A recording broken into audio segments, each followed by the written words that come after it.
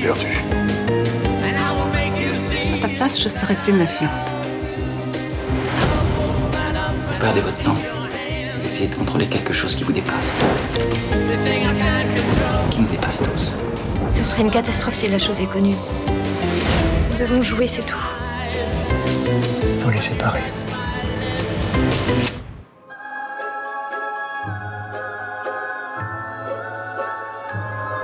C'est beau cette idée d'avoir décidé d'adapter un scénario écrit par Jean Gruaud pour François Truffaut, mais dont le film n'a jamais vu le jour. Comment vous est venue cette envie J'avais surtout envie de faire un film qui ne soit pas inspiré de ma propre histoire, mais qui contienne de la vérité. Et quand j'ai découvert ce scénario de Jean Gruaud, j'ai eu envie de m'approprier cette histoire, qui est une histoire vraie, et de m'inspirer de cette légende, en fait.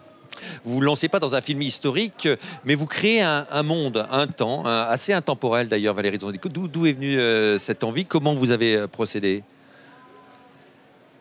Pour moi, le cinéma, c'est vraiment l'espace de toutes les libertés formelles, en fait, puisque le cinéma n'a pas de règles à part celles qu'on invente nous-mêmes, que chaque réalisateur invente. Donc, j'ai fait un peu ce que je me sentais capable de faire aussi. Et une reconstitution historique, ça, j'en suis bien incapable. Il y en a d'autres qui le font beaucoup mieux que moi. Et j'avais envie de faire un film qui n'existait pas et que j'avais envie de voir, en fait. Quelque chose, d'inventer quelque chose, de faire un film qui soit dans le passé, mais sans époque réelle, de réfléchir aussi à la question du récit.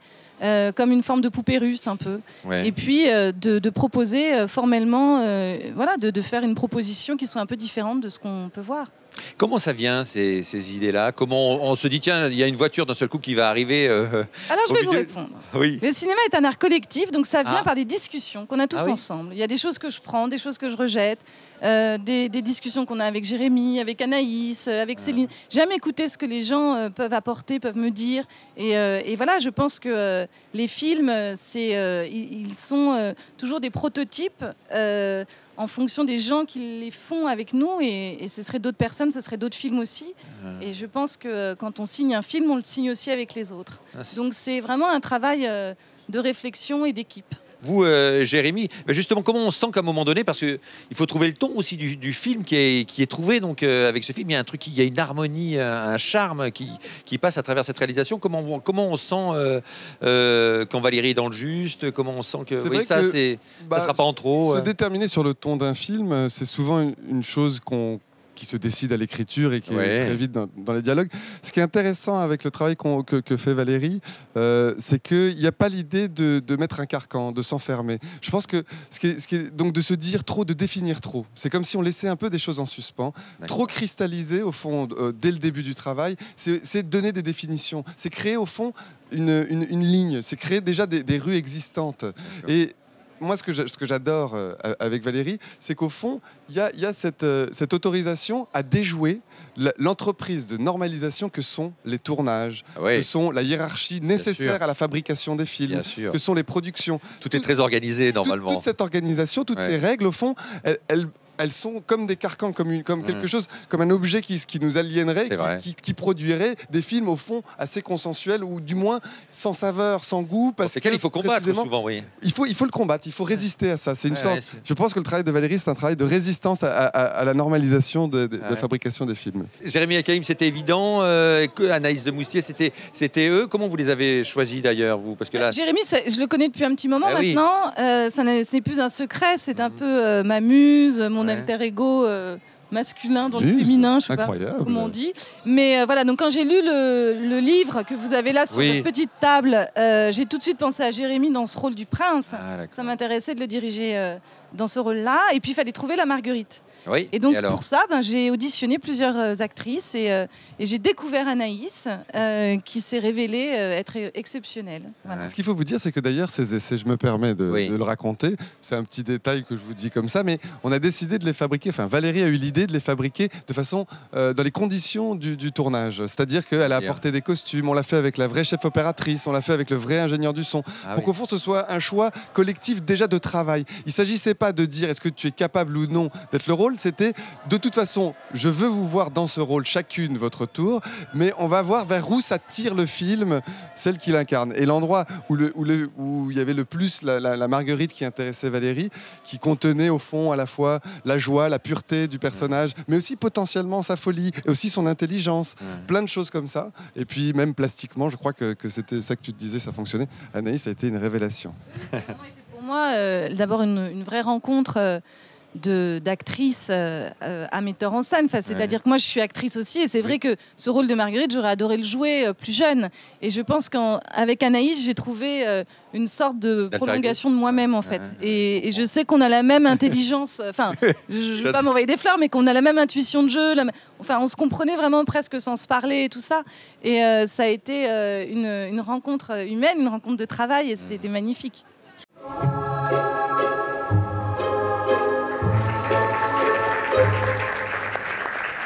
Marguerite et Julien, c'est un fait divers qui remonte à 1603, si j'ai bien compris. Mais le scénario fait aussi partie de l'histoire du cinéma, puisqu'en fait, il est de Jean Gruaud au départ et écrit pour François Truffaut. Alors, comment est-il parvenu entre vos mains ? C'est très simple. En fait, il a été édité en livre, donc tout le monde peut se le procurer dans toutes les librairies. Et on me l'a offert, je l'ai lu, et voilà, j'ai découvert cette histoire que je ne connaissais pas. C'est l'histoire de Marguerite et Julien de Ravalais, qui est une histoire vraie. J'avais envie, moi, de faire un film qui ne soit pas tiré de ma vie personnelle, mais qui contienne de la vérité. Et quand j'ai lu ce scénario de Jean Gruaud, j'ai eu envie, en fait, d'en faire une adaptation, parce que j'ai tout de suite eu envie de ne pas faire une reconstitution historique, donc de ne pas chercher à en savoir plus que ce qui était dit dans le scénario de Jean Gruaud. Dans Main dans la main, film précédent, comédie plus légère, vous êtes mercière à Commercy et vous avez un frère. Et vous avez avec votre frère un rapport de complicité et de tendresse qui va jusqu'à un baiser qui n'a rien de fraternel. Donc, est-ce que cette idée de l'inceste et des rapports particulièrement passionnés entre un frère et une sœur, c'est quelque chose qui, avant même la découverte du scénario de Gruaud, était parmi les sujets qui vous intéressaient? Non, pas tellement, en fait. Je crois que ce qui m'intéresse, c'est l'amour un peu décalé, quoi. Mais la question de l'inceste en soi ne m'intéresse pas plus que ça. Ce qui m'intéresse, c'est la question de l'amour impossible. Qu'est-ce qu'on fait d'un désir encombrant? Qu'est-ce qu'on fait d'une histoire qu'on ne peut pas vivre? Est-ce qu'on va jusqu'à la vivre quitte à en mourir? Est-ce qu'on contrôle ça? Et c'était un peu l'idée de traiter ça comme une maladie. J'en parlais à Jérémy, je lui disais, je voudrais qu'on traite ça comme une maladie, comme quelque chose qui les dépasse, en fait, et qui contamine toute une famille. Oui, ce qui est passionnant, c'est que, effectivement, lui reconnaît l'interdit, mais pas elle, jamais. Et c'est ça qui est beau. C'est-à-dire que pour elle, c'est tellement évident que rien ne peut la faire changer d'avis. Oui, parce qu'en fait, le personnage de Marguerite, moi, ce qui m'intéressait aussi, c'était de faire un personnage un peu féministe. C'est-à-dire que c'est une fille, on lui propose rien d'autre. On la marie avec quelqu'un qu'elle aime pas. Enfin voilà, il faut savoir que à l'époque où s'est passé l'histoire de Marguerite et Julien, je m'embrouille, pardon. Ils ont été condamnés à mort pour inceste, mais surtout pour adultère, parce que la femme était la propriété de son mari. Ça, c'était quand même une question qui m'intéressait, et donc je voulais que Marguerite, elle remet pas en cause cet amour, d'abord parce qu'elle ne connaît rien d'autre, elle est restée au château, elle n'a pas eu le droit de faire des études, elle n'a pas eu le droit de partir, de voyager, de découvrir des choses. Donc elle est restée enfermée dans ce château, donc elle est restée avec cet amour d'enfance. Julien, lui, il a éprouvé son désir. Il y a la petite femme au portrait, dans le médaillon, on ne sait pas ce qui s'est passé avec elle, mais probablement quelque chose. Donc ils ne sont pas au même niveau dans leur rapport et dans leur découverte du désir. Marguerite, elle le découvre plus tard, et Julien, lui, il le sait, donc il n'aime pas l'innocence de Marguerite. Ouais. Et c'est ce qui nous intéressait aussi, c'était pas de raconter une histoire d'amour avec un début, un milieu et une fin, de raconter l'histoire d'un amour déjà acquis, qui démarre de l'enfance, mais qui, en grandissant, devient autre chose et devient un problème. Par le biais du désir qui naît entre eux. Au fond, c'est drôle, c'est comme si l'impossibilité de l'amour entre eux n'est pas induite par l'ADN de la relation.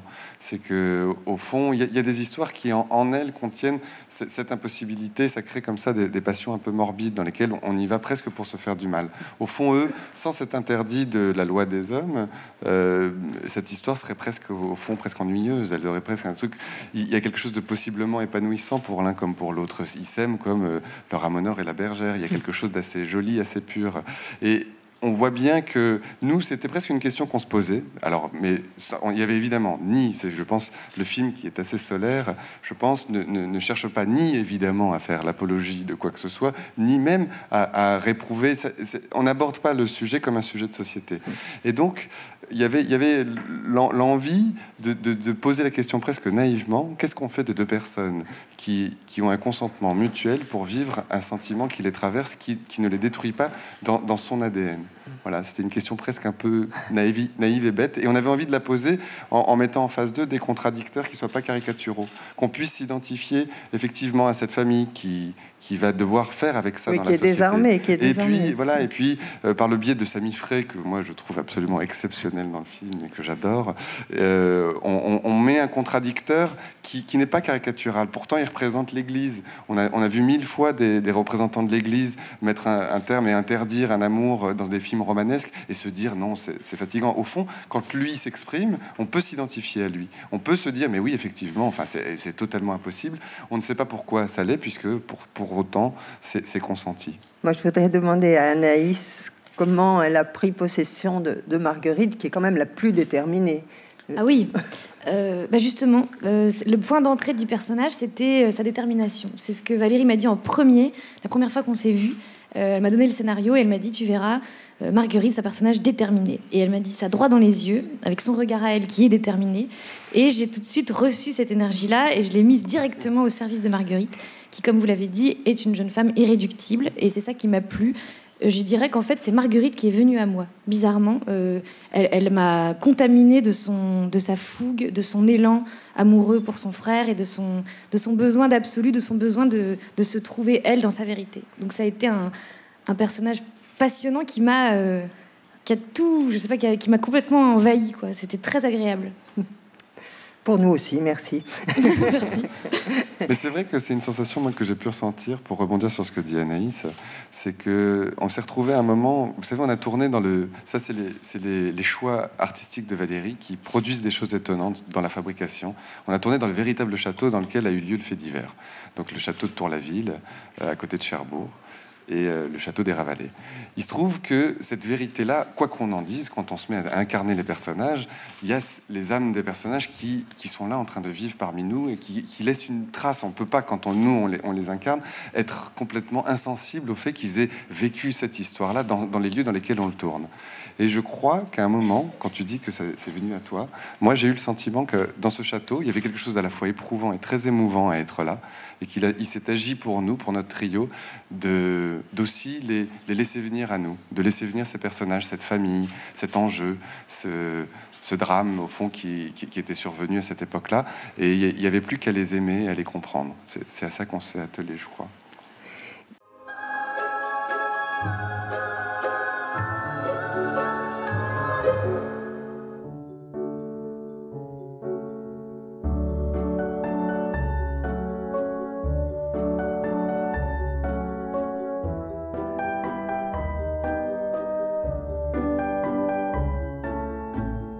Alors il y a le cœur qui bat, vous êtes cool, vous êtes heureux, vous êtes inquiet. On est très heureux. Oh, c'est merveilleux, vraiment. Cette salle, c'est une salle dans laquelle moi j'ai vécu de grandes émotions. Donc, quelles qu'elles soient, elles sont merveilleuses à vivre. En tout cas, vous nous en avez procuré aussi, donc je vous souhaite une très très belle soirée, une belle montée des marches. Merci beaucoup à tous les trois.